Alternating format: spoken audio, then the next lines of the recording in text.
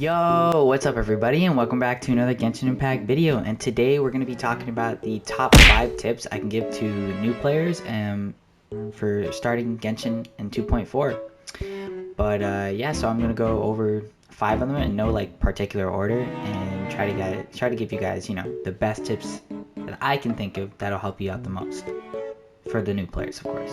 Anyways, let's just get right into the video.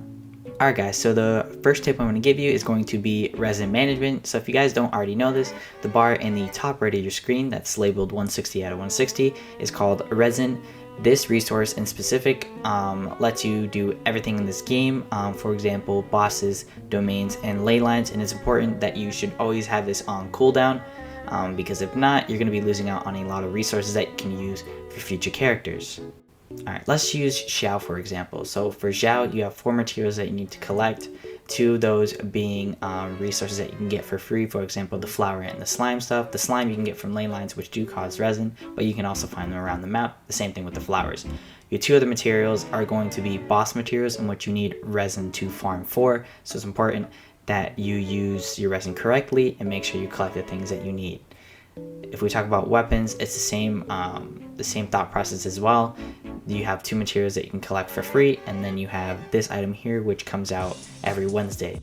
Alright, so for tip number 2, that's going to be artifact optimization. So if you guys don't already know this, artifacts are very, very important in this game, and they're used to make your characters way stronger than they already are. So it's important to make sure that you are running the best artifacts that you can possibly be running, especially for beginners, and using the correct things early on.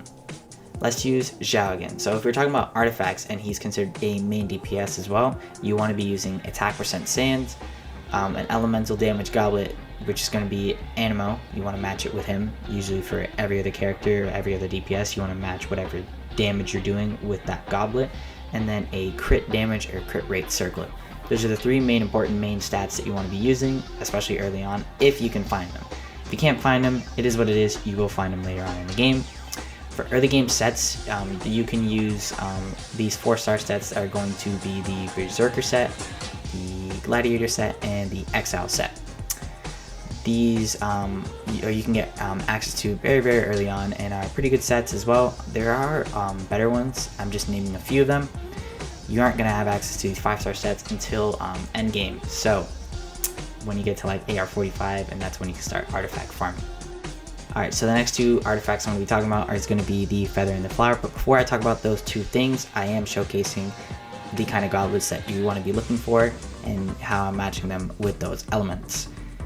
If you don't know what I mean by circlet and goblet and sands, because you are a new player and you don't understand the terms that I'm using, you have to make sure you look at the top left or top right of the screen. It's a very small text above the main stat.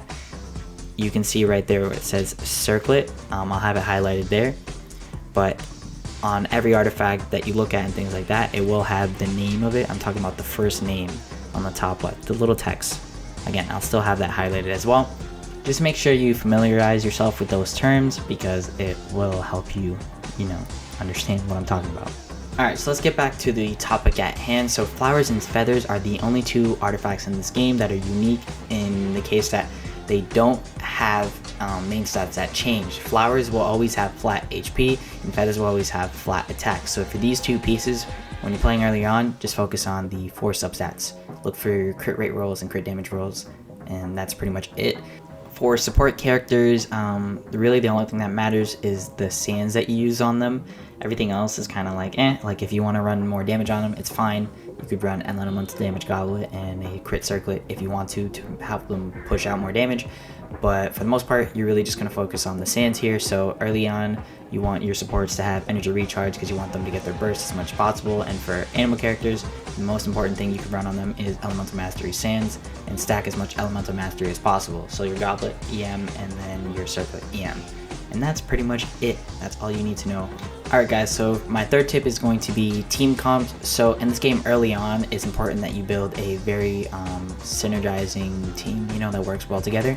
Because if not, you're not going to be able to do a lot of damage. You need to establish a main DPS and another sub DPS if you want, and then 2 support roles, or 1 main DPS and 3 support roles. If you don't have that kind of team, and you run like 4 DPSs, you're gonna struggle early on because those the 4 DPSs that you're using, you're not gonna be able to invest in all of them equally because you don't have enough resources. It's just not possible. What you need to do is fully invest into 1 or 2, and then focus on your supports because supports don't take that much investing. If we take this Xiao team comp for example, Xiao is being supported by 3 other characters. Xiao is also a new character you can summon for, so if you do get Xiao, this is the team you're going to be kind of looking for. You want to have an Animal Battery and then 2 other supports to support him, which means you're going to have 3 supporting characters because he's a hyper carry, which pushes out all the damage that you need. Bennett here gives him a bunch of attack, which he scales your damage percent, and giving Xiao a lot of attack makes him stronger, makes him do a lot more damage. Zhongli's just there to provide a shield, so Xiao doesn't take any damage, and he shreds all the resistances. As you can see here, I'm using a correct team or an optimal team for Xiao because I have 3 of the characters supporting him, making him as strong as he can possibly be. This is just a quick thing, but in the new patch 2.4, you're going to be getting a free leeway 4-star. So in my opinion, the best recommendation I can give you, you can really pick anyone, but I would say pick Beidou if you don't have her, because she's a very good early on DPS and a good support late game. You can't go wrong with any of these other characters, like I said, but I think in my opinion, Beidou is the best that you can choose from because you will be getting a free Xiangling. So, just take Beidou. She's a good main DPS. If you want to take Xingqiu, if you don't have him, he's also a very good buddy or teammate to use with Xiangling. It's a powerful duo. So you could do that as well. So early on, you're going to struggle with getting or using a lot of characters. So I recommend you use Kai as a main DPS because he's really, really good early on. And then until you get into mid game or whatever, when you can do the Abyss and stuff, you can get Xiangling for free. So then just use Kai as a support and Xiangling as a main DPS. Another thing you can do is once you get Xiangling and then Xingqiu, Sucrose, and Bennett, you can run the national team, which I'll showcase later on. But I would say run that team and focus on investing in them as well. Tip number 4 is going to be resource management. So everything in this game requires resources in order to upgrade, ascend, and different things like that. So you need to manage these resources and make sure you don't spread them out too thin or else you'll run out. And trust me, you will run out of resources very, very quickly if you just spend them on any and every character you come across. The most important thing I can tell you about resource management is to make sure you fully invest into either your main DPS or one character at a time and focus on, and like I said, investing them as high as possible. My Xiao having really, really high talents, as you can see, so make sure to upgrade your talents, level up your characters, ascend them as high as possible, and keep them as strong as you can get them, because once they're capped out, then you can focus on another character. One thing you don't want to do is upgrade a bunch of different characters. Like if you were to upgrade Albedo, Diona, Chi-Chi, Goro, Barbara, Aloy, you don't want to focus on just leveling all of them up to level 20 and just keep upgrading tons and tons of characters, because then you run into the issue where you run out of resources and you won't have any talent books to upgrade anyone.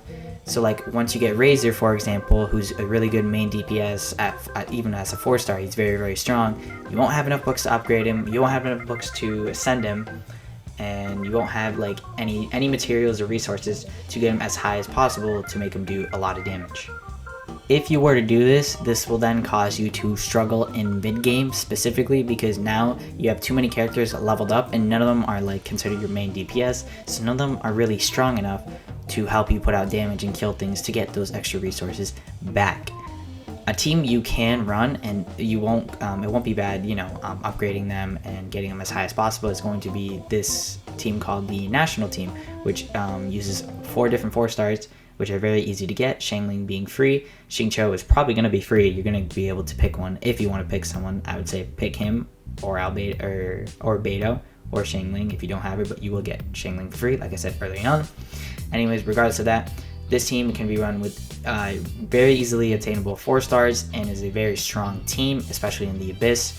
So this team, you could focus heavily on investing on Xiangling, then Xingqiu, because Xingqiu is a sub DPS, and then your 2 other supports being Bennett and Sucrose.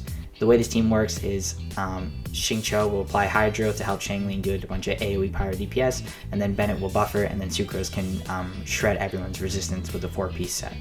But regardless, this team you can focus on upgrading a bunch because it's a very, very strong team. So my fifth and final tip, now this is also going to be very, very important, so remember this, and that's going to be to have fun in this game. So this does sound pretty corny, but it is very, very crucial that you don't just play the game in a way that people tell you to, kind of. So like if a YouTuber tells you only use these characters or don't use this character and different things like that, but you like that character, screw it, just use that character. If you like them, use them, even if they're not the best of the best characters. And I am scrolling through a bunch of them, but even if they're not the best of the best characters, just use them anyway, because if you really like them, you know, and they're not meta, it doesn't matter. You know, you don't have to play just to the meta, you can play to have fun, you know. However, you do need to realize that there are obviously certain DPSs that are better than others, but one good thing about this game is that you can pretty much run anybody and clear it as long as you give them a good team that supports them.